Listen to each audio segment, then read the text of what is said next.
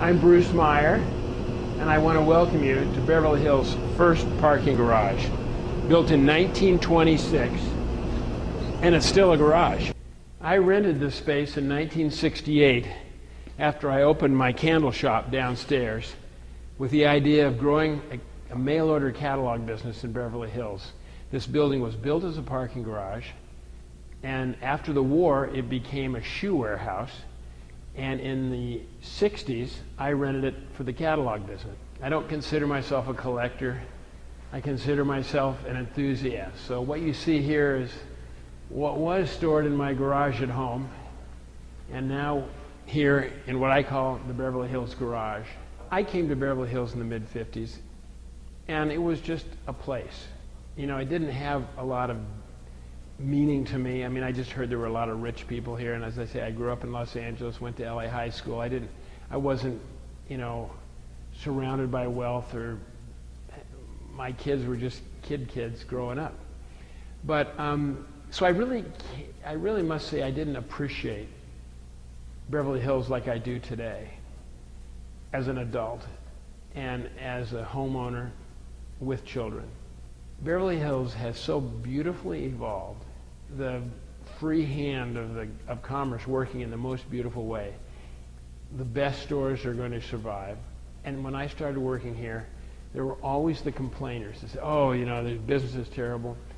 You know, and then there were the people that kind of got it and were always positive and wanted to build businesses, and those are the businesses that survive. I served on the Architectural Commission longer than anybody ever. I was on for 3 terms, and I think we had a lot to do with the look of Beverly Hills, making it special, keeping it in kind of some semblance of order.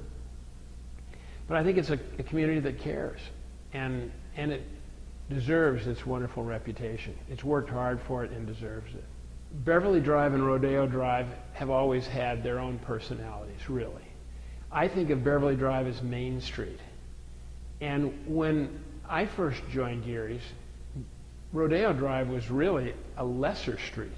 And it was the likes of Fred Heyman and Don Tronstein that wanted to make Rodeo Drive a very special international street. And they got together, and they are the ones that really put it together. Fred opened a little store down there. It had a pool table in it, and he's another man that really understands service. He came from the Hilton Hotel, you know, from the hospitality industry, so he got it. And for years, Rodeo Drive was just a wannabe in a way, but then all of a sudden it kind of caught on. And I would say that happened in the maybe early 1970s. But it's still today a street with its own personality. But Rodeo Drive, I've heard from people that don't know, that's a street where the really big corporations have their kind of profile, and they don't do business there. They all lose money there. That is just absolutely false. Louis Vuitton didn't expand or double their business because they were losing so much money, or Cartier, or any of the stores. Tourists come to Rodeo Drive, perhaps one of the most famous streets in the world. I first really became involved in Beverly Hills in the mid-50s when my father and mother and grandmother and family bought Gearys, which was established in 1930 as really an art supply and gift shop. And Mr. Geary died in the late 40s, early 50s, and the store was bought by the Spilker family, Vicki Reynolds' family, and they ran the business for about 4 or 5 years unsuccessfully, and they were about ready to close it, really. And my father, who was in the appliance business, was up against Whitefront, which was a very big discount appliance store, and he left the appliance business and bought Gearys, and it was all hands on deck. I went to Los Angeles High School, and I had to be here after work every day because the family needed me, and that's the way it was. When you're growing up in a family business, you were apprenticing and helping the family and, paying your dues. So I really started coming to Beverly Hills in the mid-50s. And it really wasn't until the early 60s when I graduated from Berkeley that I returned home and started to work full-time in the store.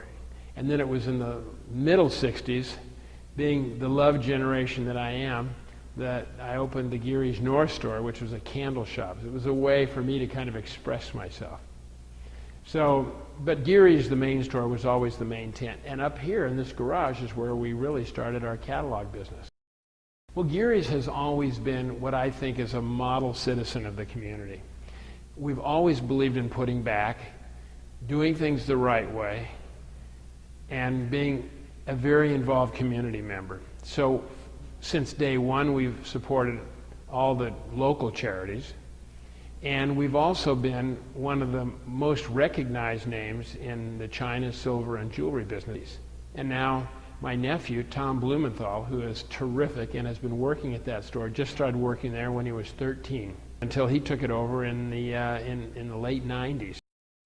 My passion is automobiles. So I'm preserving cars. This is a 1929 Bentley, an all-original car, and my wife and I have driven it across Europe and across the country. This is a 1929 Duesenberg, really the brainchild of E.L. Cord, who was a Beverly Hills resident on Cord Circle. The family actually owned part of what's now Truesdale, and it was built for Colonel McCormick, and he owned the Chicago Tribune. And it's been a favorite of mine for years. And right behind you here is Clark Gable's Mercedes-Benz, and I basically bought this from Kay Spreckles, who was Clark's widow, and I bought this in 1981. When Clark died, she wrapped it up in blankets and stored it at their home, and I unwrapped it in 81. It still has his St. Christopher's medal on the dashboard with 48 very special Mercedes-Benzes made in 1956. All of that is original. All we have done is cleaned it. So it was in storage from 61 to 81. It was in storage for 20 years. And we drive this car. This is my wife's favorite car. This yellow car in the corner has also great Beverly Hills roots. I purchased it from Mr. William Doheny. This is a 1967 Ferrari GTB 4-cam, and I bought this car in 1970, so I've had this car almost 45 years. Well, in the late teens and early 20s, Beverly Hills was the proud location of the Los Angeles Speedway. A very large board track, all made out of wood. A lot of the great Indy stars were involved in racing. There were fabulous cars, Duesenbergs, Millers, all the great cars. This was the track in Southern California, right where the Peninsula Hotel is right now. Beverly Hills has always been a car community. From great roads and great cars that roam the streets of Beverly Hills, we also have Concours d'Elegance the first weekend in May. And on Father's Day every year, we do a show on Rodeo Drive. And it's historic, it's gala, it's free, and it's colorful, and you'll see some of these cars there. I grew up loving cars. I must say my parents did not appreciate that hobby or the interest in the automobile.